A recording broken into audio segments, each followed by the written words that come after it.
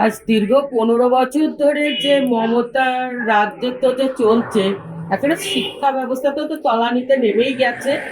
তার শিক্ষা ব্যবস্থা কোনো বিয়ে নেই, আর চাকরি নেই, কলকারখানা নেই।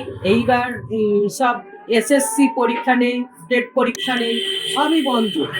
তা আমাদের ছেলেদের যে দুরবস্থা, আজকে চাকরি পাচ্ছে না বলেই আজকে ভীম রাজ্যে যেতে হচ্ছে।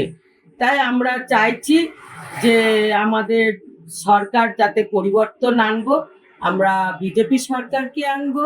বিজেপি সরকারকে কেন আনতে চাইছি, যে অন্যান্য স্টেটে যেরকম দেখছি উন্নয়নের যে ধারা, চাকরির ব্যবস্থা, যাতে আমাদের এই রাজ্যে ডবল ইঞ্জিন হয়।